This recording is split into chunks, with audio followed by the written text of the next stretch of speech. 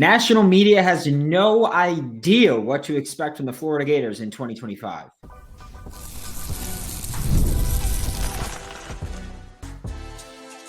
You are Locked On Gators, your daily podcast on the Florida Gators.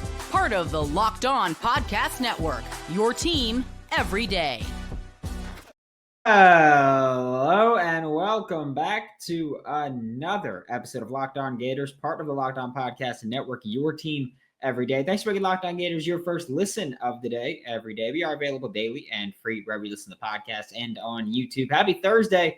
I am Brandon Olsen. Find me on Twitter at WNS_Brandon. Find all my written work with New York Giants on SI. Today's episode of Locked On Gators is brought to you by Game Time. Download the Game Time app, create an account, use code Locked On College for $20 off your first purchase. And we're at the point in the season now that the national championship is on Monday that every big site and broadcasting company and everybody, every sportsbook is essentially putting out their expectations for the Florida Gators and for every college football team in 2025. We got win totals going up. We have, I think Miami's win total is set at 8.5 on FanDuel, which is the only sportsbook that I use. So I will always be referring to FanDuel unless I specifically state otherwise. But when you look at win totals, Florida's at 6.5 is their win total right now, which, by the way, FanDuel had it at 4.5 last year, so significantly better for 2025. And yeah, Miami's at 8.5 wins. Florida State is not on there yet. I mean, there's like 20, maybe 30 teams through that list that have win total set on FanDuel. Florida is one of those teams with a 6.5 win total, meaning if you're not a degenerate like myself, meaning that basically FanDuel is saying, hey, Florida is going to win 6 to 7 games in 2025. As many of you may know, that is a horrible bar to set for Florida Gators fans. But this is set by non-fans. So obviously they are not going to share the same sentiment as fans will with how many games Florida should win. And sites are starting to put out their early top 25s. And Florida is ranked anywhere from 8th to, I think, 18th was the lowest one that I saw, maybe 19th. So Florida's in that range of 8 to, we'll say 19, just to conservatively be as accurate as possible. So 8 to 19.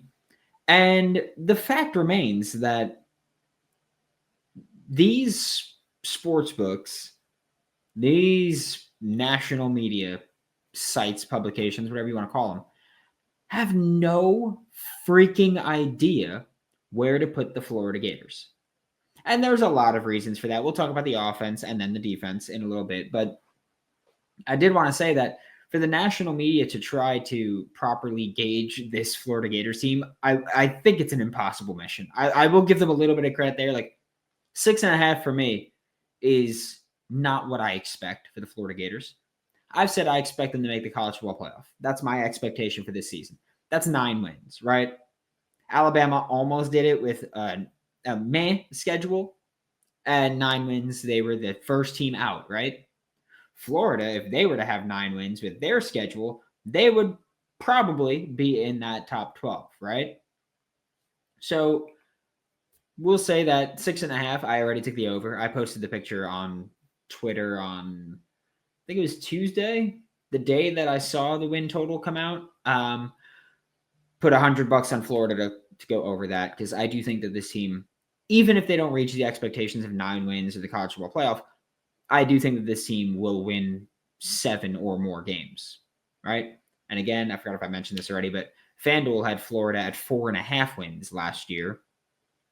Granted, it was pretty heavily geared towards the over. So I think the over was like minus 165. In this case, I think it's minus 138 it was for over 6.5. So, and if you're not a degenerate, also the minus means that it's more likely to happen. So FanDuel is saying, hey, 6 to 7 wins, we're leaning towards 7, essentially, is what they're saying. And they've got it set at 6.5 wins there. Very, very difficult for national media to do, very difficult for national media to try to gauge.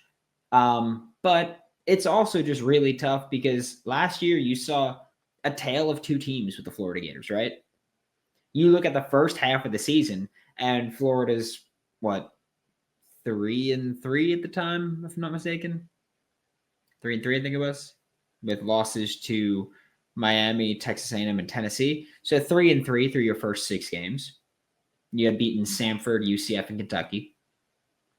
Or Mississippi State, sorry. And so you had that start to your season.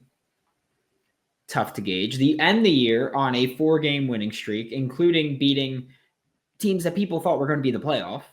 Like Ole Miss was a team that people thought were going to be in the playoff, and Florida very much kind of killed that dream, which is fun to think about. Just if we're being completely honest about it. So it's tough to gauge this team, right? It is. I don't fault them for saying 6.5. I think they're wrong, but I'm not going to come out here and go, "Oh, you're an idiot," right? Last year I did that with the over. I said, "Hey, like 4.5, like that can't happen. You got to go way over that," and they did. In their defense, they did. So they went way over it. This year, I get it. I get why they say 6.5. It's not fun to do. As far as the top 25, Florida being between 8 and 19. They've still got a lot of teams on their schedule that are going to be in that top 25. That is not a valid excuse for losing games.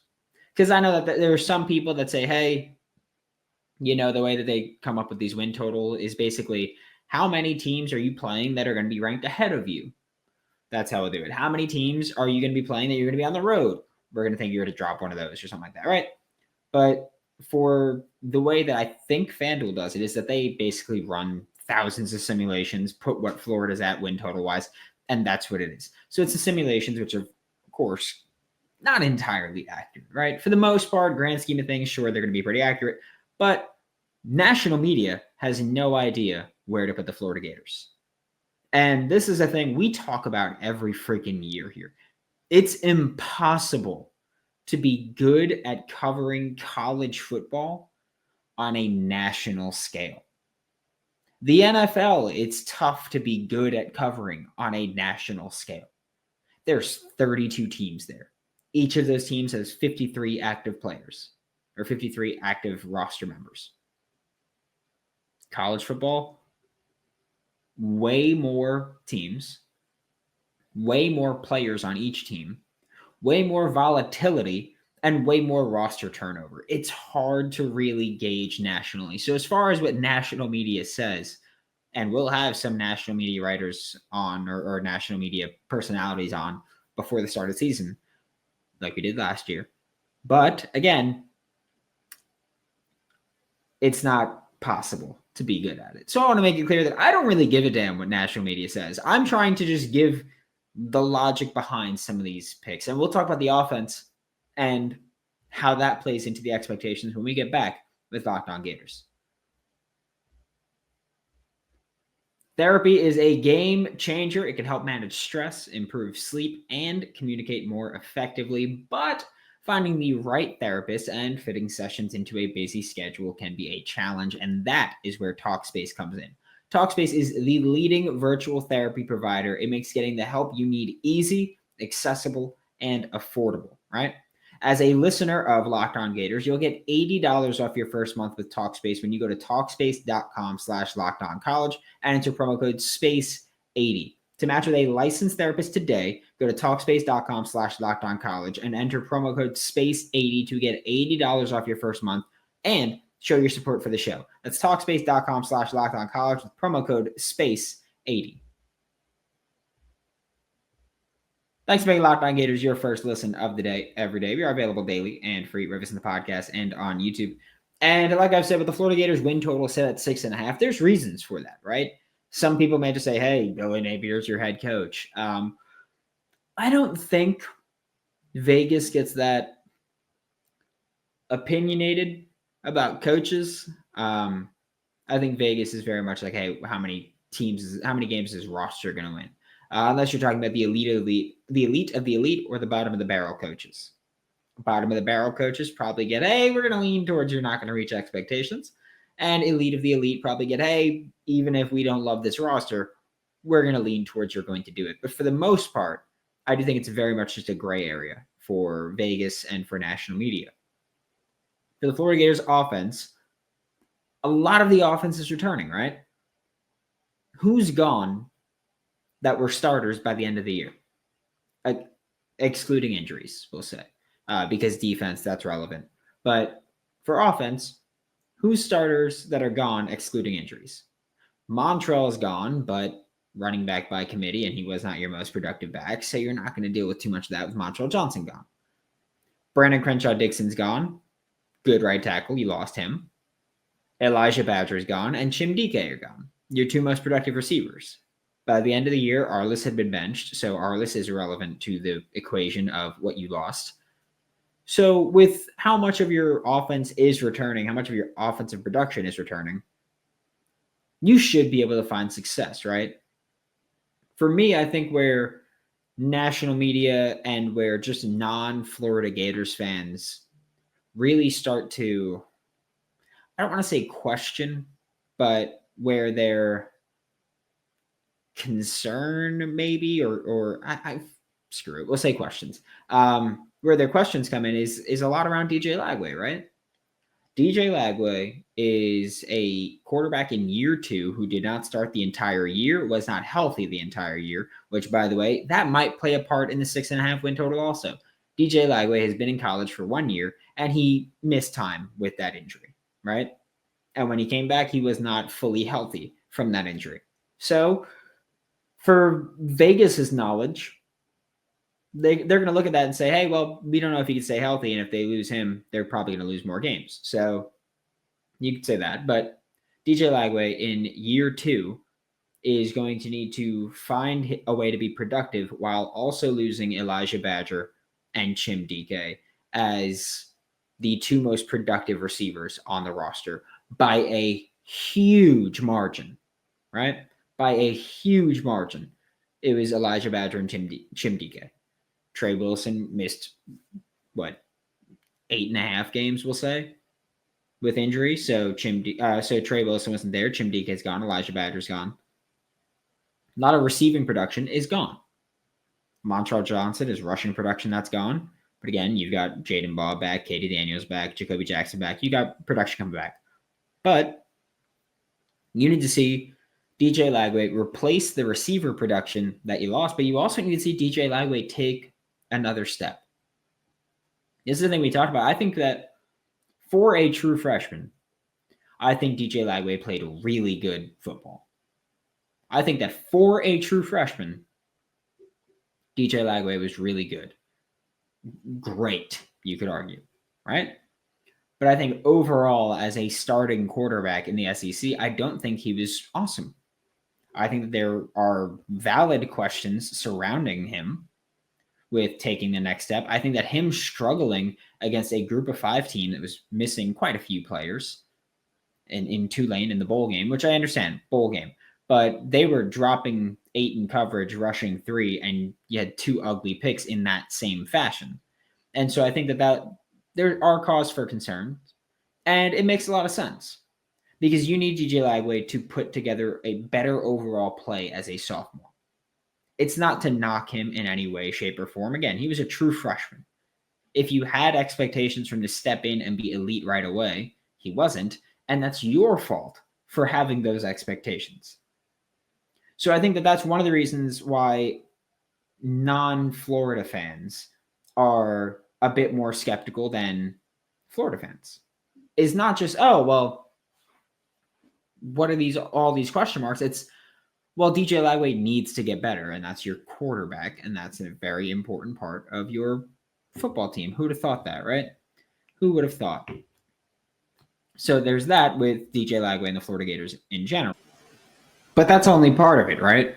The Florida Gators return 4/5 of their offensive line, right? Brandon Crenshaw-Dixon is the only starter that is not back on this team for 2025 that was here in 2024.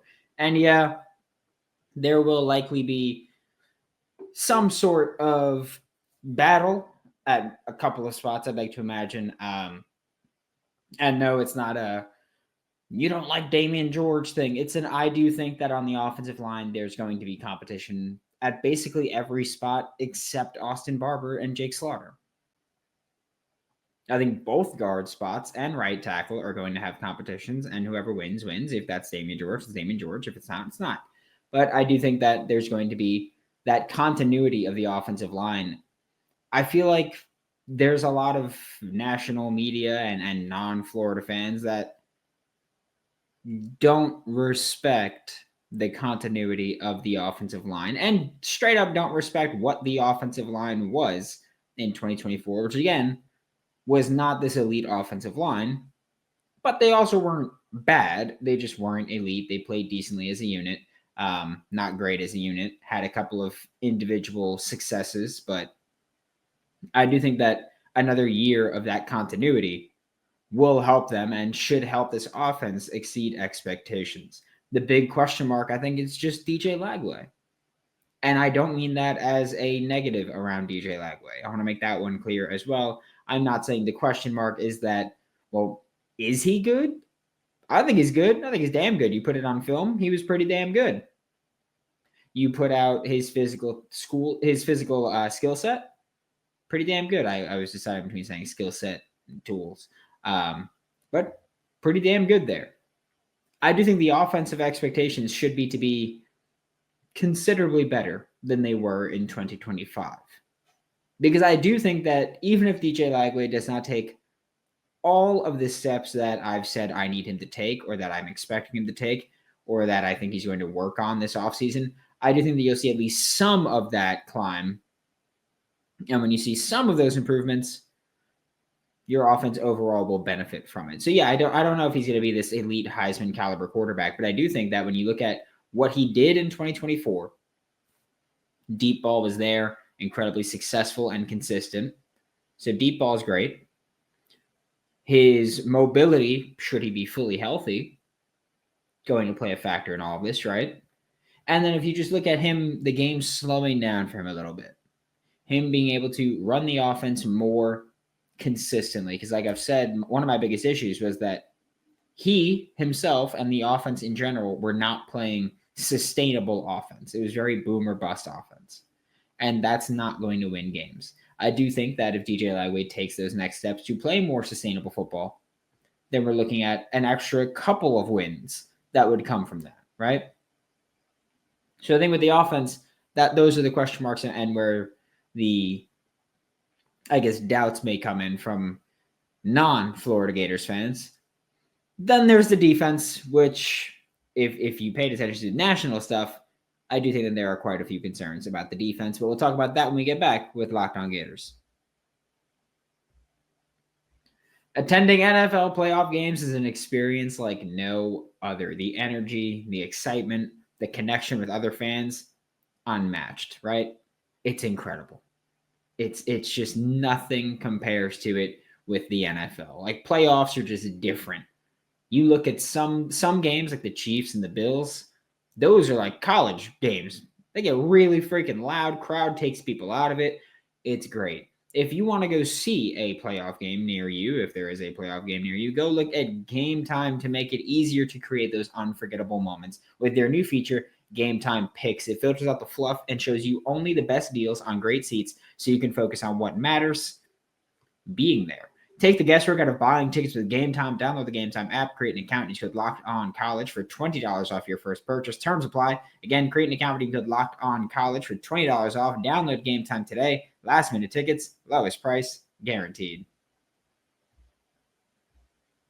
Thanks for making Locked On Gators your first listen of the day. Every day we are available daily and free wherever in the podcast and on YouTube. And to wrap up today's episode of Locked On Gators, we are going to talk about the defensive expectations, question marks, whatever you want to call it.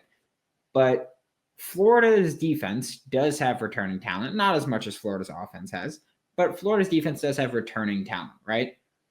But from a national perspective, from a Vegas perspective, players that you lost that were starters, again, this is where I mentioned on offense, you lost a couple guys that were starters at the beginning of the year, then got benched, and so I don't count them as starters. But starters that you lost were Jason Marshall Jr., he was not benched. He was a starter that got hurt, and he would have been a starter through the end of the year. He was playing really good football. So you lost Jason Marshall Jr. You lost Cam Jackson, who I know that a lot of the fans maybe aren't huge fans of, but Cam is a damn good nose tackle. You lost Shamar James, who I know Florida Gators fans, myself included, they can say, yeah, you lost Shamar, but that room should still be really good, right? You got Pup and Jada Robinson, then Miles Graham and Childs behind him. Sure. But again, national media is not looking at that. They're looking at what you lost, which is Jason Marshall Jr., Cam Jackson, Shamar James. You can talk about Jack Pyburn enter the transfer portal. You lost Triquiz Bridges, who no idea what his NFL future will look like. I think that he's going to find a team and stick there for a couple years at least. But that was a starter that started at both safety and corner for you. And you lost key rotational pieces like TJ Searcy to the transfer portal, like along with Jack Pyburn to the transfer portal. You lost Des Watson's out of eligibility. Florida Gators are going to be relying on youth. And I think that the Florida Gators defense is going to be relying on youth. And I think that the Florida Gators defense relying on youth is why they're kind of rightfully should be national media question marks surrounding this team. Because, and I want to throw this one out there as well, I hinted to this before, but it doesn't matter how you feel or how I feel about the Florida Gators youth. National media has no idea who the hell they are. Right? National media, they look at what did their recruiting class rank? Cool, that's it. They don't look at why their recruiting classes were ranked higher or lower. Maybe it's lower. They had great players, but they only took 14 high schoolers. Maybe it's just 24 3-stars. All coming in. Maybe a couple blue chips, but a ton of 3-stars, right? Maybe that's it. But national media just looks at the rank for the most part. And they look at where the top recruits went. Like they know where Lagway went. They know where LJ went. They know where Jeremiah Smith went, right? But they don't know most of the young guys. And also, they don't know if the young guys are going to work out, right? They don't know probably anything about the lower or lesser name starters, we'll say. Not lower, but lesser name starters. National media is not going to go, oh, but they got Deshaun Johnson, right? So defense is going to have quite a bit of youth stepping up, quite a few guys who played rotational roles that are going to be, or sporadic rotational roles at that are going to be playing significant roles. Florida is going to be getting Jamari Lyons back on the defense, which we'll see what he looks like as a full-time starter in 2025, most likely. But Florida, that's the big question mark on defense, right? It's not, oh, is their pass rush going to be good? Your, 3 leading pressure creators are back? Caleb Banks, Tyreek Sapp, George Gums. Your 3 leading pressure creators are all back. Secondary, you lost Jason Marshall Jr. You lost Triquiz Bridges. But both the guys who were your starting safeties for a chunk of the year are back. Guys who played significant time at corner are back. So for the most part, I do think that Florida is going to be fine on defense, but I think from the national side of things, you're going to look at this defense and go, oh, I don't know. They're losing a lot. And, of course, Florida or national media is not going to look at, oh, they lost their starting edge that only played rundowns because he couldn't rush the passer. They're going to look at, oh, they lost their starting edge, and that matters. And so I think that that's where national media rightfully is going to ask questions, but I think that for Florida Gators fans, those questions are easier answered for us at least. I think that's why the expectations, 6.5 wins is a ridiculous expectation. If you are a Florida Gators fan and your expectation is 6 or 7 wins, I think you're wrong. I'll say that. My expectation with this roster is that this is a college football playoff roster. Not a national championship roster, but a college football playoff roster. It's up to them to act, and by them I mean the players and the coaches, to actually reach those expectations. But on paper, this is a college football playoff team. Okay? Thanks for being Locked On Gators, your first listen of the day. Every day we are available daily and free wherever you listen to podcasts and on YouTube. We'll be back tomorrow talk more Florida Gators football for Locked On Gators. I'm Brandon Olsen. Don't forget to follow me on Twitter at WNS_Brandon. Find all my written work with New York Giants on SI, and I'll see you all next time.